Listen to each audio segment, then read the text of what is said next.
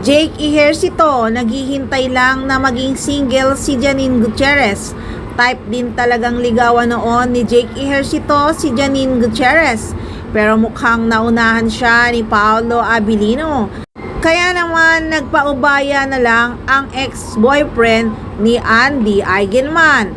Pero mukhang may nakatadhana talaga kay Jake. Dahil kumakalat ang balitang gustong ligawan si Kim Chiu na katatapos lang ng breakup kay Sian Lim.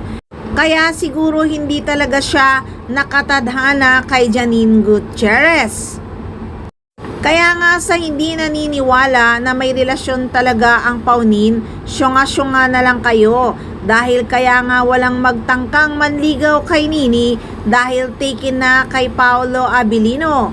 Ang nakakainis lang talaga ay tagong-tago ang kanilang relasyon. Sinisisi nga ng mga netizens si Janine Gutierrez dahil tinotolerate daw niya ang pagka-private ni Paolo Abilino. Pero ang sabi naman ng iba, choice naman nilang dalawa na i-private ang kanilang relasyon.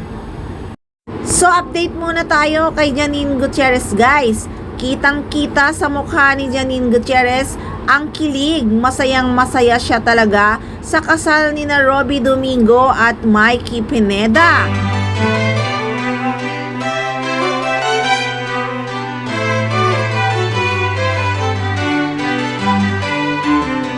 Sana soon ay si Janine Gutierrez naman ang ikasal. Nako, siguradong puno ang simbahan. Tatalunin niya ang kasal ni na Sharon Cuneta at Gabby Concepcion na halos hindi na makadaan ang mga tao. Parang blockbuster movie.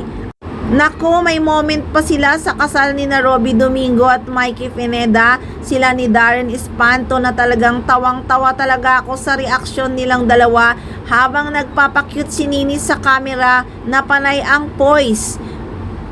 Tinitigan talaga siya ni Darren Espanto na parang sinasabing, panay ang pakyut mo dyan, magpapapicture pa tayo.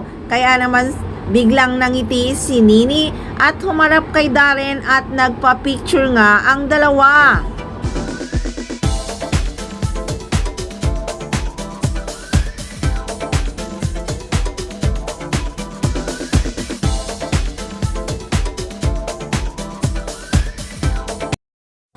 So guys, subaybayan natin kung saan hahantong ang pag-iibigan ng Paunin. Kaya wag magsawang tumutok dito lang sa Maarteng Machika!